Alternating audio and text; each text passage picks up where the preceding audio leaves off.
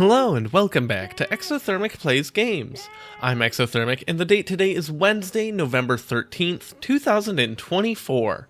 I've been doing a countdown of my favorite video games of all time through each day of the year, and coming in at number 49 is Heavy Rain.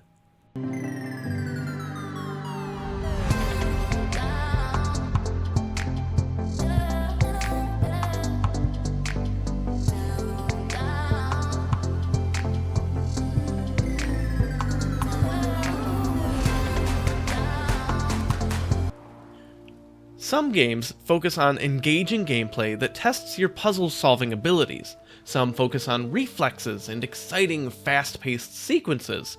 Some games drop the player into the role of a character and you have to live their life vicariously through intense moments of action. Some games deliver a gripping narrative that leave a lasting impression on the player.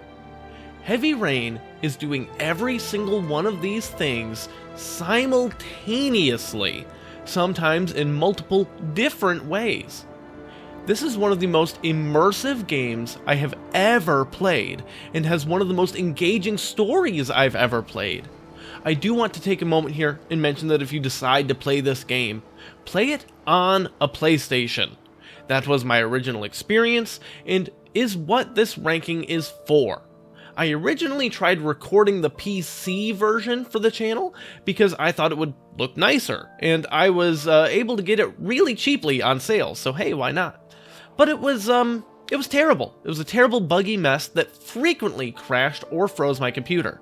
After struggling to get through just the tutorial for like 2 hours, I ran up the road to a used game store and bought the game for the PlayStation 3 again. And really, even without the crashing, it's a better experience due to how well the motion components of the controller work. Heavy Rain is a quick-time event game, through and through. Prompts appear on the screen, and you can choose to press or hold the buttons based on the prompts, or move joysticks at different speeds, or sometimes even just move the whole controller itself based on what it says. That being said, doing that in itself is often a choice for the player. The game has a massive branching narrative where many situations don't have a true fail state, allowing the player to sort of carve their own story, influencing later scenes based on what you do, how well you do it, or more importantly, what you don't do. Before I get into some specific examples, allow me to set the stage for you. I'm going to do my best to not give out any major spoilers, in part because the narrative can go in so many directions, so your experience will be different anyways, but also because I think the way the story unfolds is so good, everyone deserves the opportunity to check it out firsthand. There are 4 playable characters to Heavy Rain, and depending on not only your choices, but sometimes how well you perform them, literally any number of them will be alive at the end, anywhere from 0 to 4 and everywhere in between. But again, it's not a fail state, it's just different conclusions to the story. That being said, I would describe the main character as Ethan Mars, since he's the one you play at the start of the game until the story really kicks off, and the events largely revolve around the situation he's found himself in.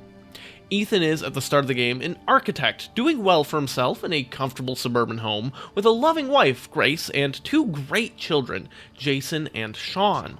That all changes when Jason, his older son, dies in a car crash on his 10th birthday. Ethan was supposed to be keeping an eye on him at the mall, but Jason slipped away, and by the time Ethan finds him, it's too late. But that doesn't stop him from trying. Ethan jumps in front of the car, grabbing Jason mid-air, but Jason still dies, and Ethan goes into a 6-month-long coma. We fast forward a few years, and Ethan is living on his own in relative squalor, at least in comparison to what he was doing before, and is clearly split from Grace, who directly blames him for Jason's death, but he does have split custody of Sean. This is all still tutorial, by the way. As much as I ragged on the PC port for this game, I won't deny that the tutorial is pretty long, but it's all in service of setting up the story. So you take care of Sean for a while, making him dinner, trying to get him to do his homework, checking out the newspaper, opening some mail, and other everyday things. Sean, however, is clearly not happy being with his dad. It's definitely painful to see how much this once great relationship has deteriorated, but after finally getting Sean to bed, we get the first sense of the rest of the story. Ethan blacks out and wakes up somewhere else several hours later. Later, the next day, Ethan takes Sean to the park after school. He's making a concentrated effort to be more present and engage in fun things with his son, and it's going great at the park. They're having a ton of fun. But then, he blacks out again, and it's several hours later, and pouring rain. We later learn that in the hours of this blackout, Sean has been kidnapped by the Origami Killer, a serial killer that targets young boys and drowns them in rainwater. I don't believe it. The next two characters to join the cast are Scott Shelby and Norman Jaden.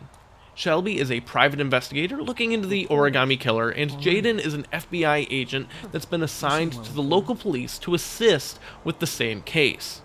Jaden's very serious about his work and has some fancy gadgets from the FBI to help him with it, mostly with some augmented reality glasses called Ari. They're actually very cool and can help with loads of detective work, from locating and analyzing substances in water and the air, and in general providing him a place to privately organize everything regarding the case and visualize things in augmented, or even just in this case, totally virtual reality. But also, it allows him to do things like pretend there's a brick wall in front of him and pretend he has a ball with this glove and toss it and pass the time, and people look at him like he's crazy and he hallucinates, which is funny. I'll get to why it's funny.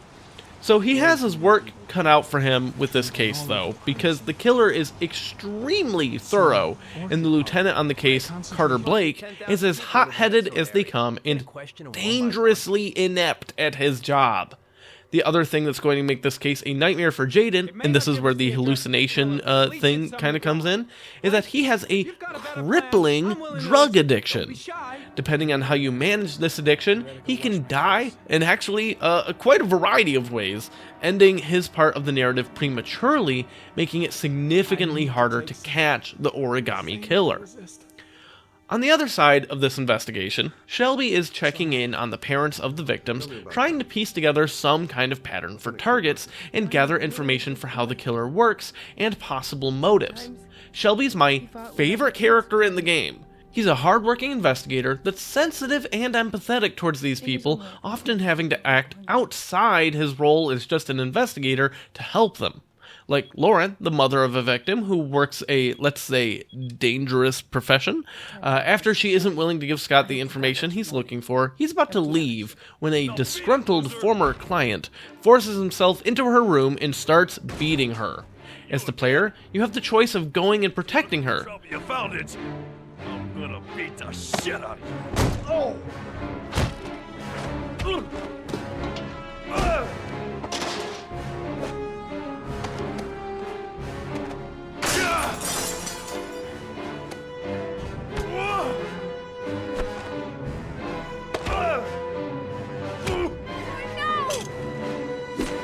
The dude is persistent and loaded with endearing qualities, like this other time when he goes to check on the mother of a different victim, and you find basically the house appears to be empty, but there is an infant child alone crying. So he breaks into the house and finds that she had attempted suicide in the bathtub, and he saves her life, takes care of the child, and makes sure everything's going to be okay. He's awesome and really great, and there's a lot of wrinkles to this character, as with every character as things unfold, but I love him, and it feels like he's the only one doing the most earnest work in solving this case. The last playable character to talk about is Madison Page. Initially, we don't know a lot about her, other than she suffers from severe bouts of insomnia and has a pretty nice apartment in the city, and she has terrible nightmares about being stalked and murdered. It's great. We later learn she's an investigative journalist looking into the Origami Killer, but I'll talk about that in a bit. Meanwhile, back with Ethan, things have been escalating at a rapid rate. Jaden correctly deduced that the origami killer stores these boys in sewer drains or other secluded areas he can block off that will fill naturally with rainwater, and based on the weather forecast, they have about 72 hours to find Sean. Ethan's instructed to do nothing and go nowhere, but the problem is, he received a cryptic letter from the origami killer along with a receipt for a storage locker. After deciding to go check out the locker, it contains a box, similar to boxes that other victims received. In the box, there's a gun, a phone, an SD card to go in the phone, and several papers folded into origami. He checks out a hotel and watches the instructions from the SD card. The origami killer offers a parent of the victim a chance to save their child before they drown, through a series of extremely difficult and dangerous trials. So far, every parent has either failed the trials or died trying. Ethan's first trial is to go pick up a car, which had apparently been there for years, under his name, with instructions about its maintenance that he gave. Of course, Ethan has no memory of this, which makes the blackouts he experiences extra concerning, but after collecting the car and turning on the GPS, he is informed he needs to drive down the interstate in the wrong direction for a set amount of time. It's a crazy, high-octane sequence that I found really challenging and is one of the best implementations of the motion controls for the game. Of note, I've mentioned motion controls here. Technically, this game is compatible with the PlayStation Move, but well, there's a reason that product failed. The regular PlayStation 3 controller has a gyroscope and general motion tracking, allowing for tilting for the steering wheel or quickly shoving it in a direction to do something with more force. I can pinpoint the moment that this system was cemented as genius in my brain and entirely won me over despite some of its sensitivity issues that it does admittedly have. There's a later trial that, if you survive long enough to reach it, requires Ethan to cut off his own finger, which you do by having to shove the controller downward hard, mimicking the motion of the knife cutting through bone.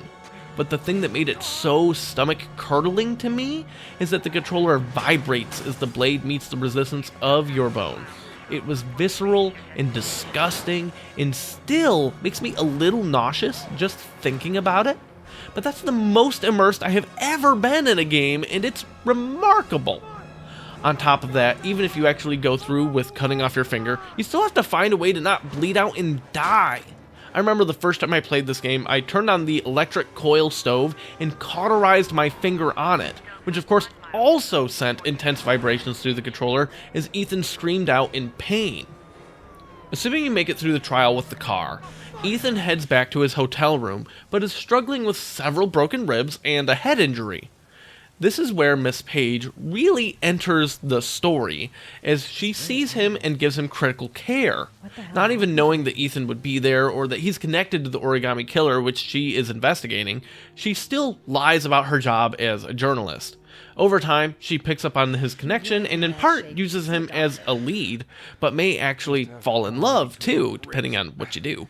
Of course, she gets involved in a ton of extremely dangerous shenanigans on her own, and the game is not shy about all kinds of content. Let's just say it clearly earned its mature rating.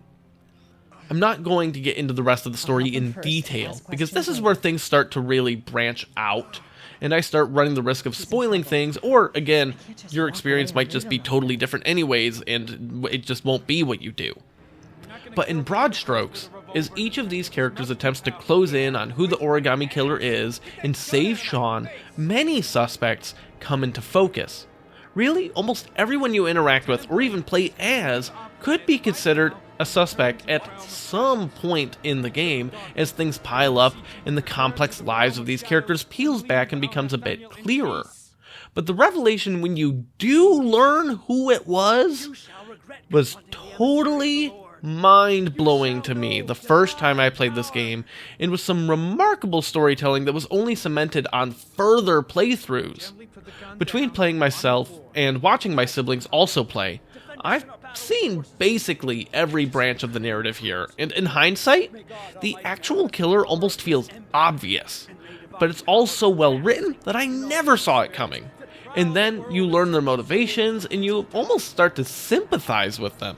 Almost. Like, obviously, not really. I mean, they're killing a bunch of kids. But there's something there. This game is incredible cinematic storytelling driven totally by player choice and actions. I love me a good noir crime story, and this has it in spades. The whole journey is just incredible. I finished it and then immediately did a second one in the same week just to check out more decision trees. I cannot overstate how immersive the control scheme is, and how much the player choice makes me feel like everything I do, even the smallest bits, could matter. I know that not literally every decision I make is actually going to matter, but it was always exciting when I could ask one of my siblings what they thought of a scene, and they would say, "What? I didn't even get that scene. Wasn't this person doing whatever it was they did in their file?" And then I'd also be shocked because that wasn't at all what was happening in my game. Before this video is over, I do want to talk about one of those decision points. There's a part fairly late in the game that if the right people have learned the right things and are still alive, someone is onto the killer and finds evidence where they live, but the killer is also onto them and burns the place down, with you in it. Heavy Rain may actually be the only positive contribution that Indiana Jones and the Crystal Skull made in my life. There's a scene in that movie when Indy is about to be blasted in a nuclear testing facility in the desert, and he only survives because he crawls into a refrigerator and miraculously does not get obliterated as the fridge launches into the dunes. I took that idea and in my panic in the burning building, opened the fridge and discovered I could start emptying its contents. So that's how I survived that, which is hilarious to me. One of my siblings managed to actually find a window they could crawl out of. Wow, what a novel idea, right? And then the other one, I think in their first playthrough, I'm pretty sure they didn't make it out, and that character died. So there's all of this stuff that could be different every time you play it, and I've looked at wikis, and I am really sure I've done actually everything in the game. This is a game that is kind of hard to know if you did everything, because there's so many things, and I played this game to completion probably 6 or 7 times, and then I've watched playthroughs of probably another 5. So obviously the game is so gripping to me, and the controls just suck me right in. It's amazing. But you can join me tomorrow as I talk about my 48th favorite game, where I actually want to just mess around in a wretched hive of scum and villainy, because I accidentally gave you the clue for the wrong game yesterday. Oops.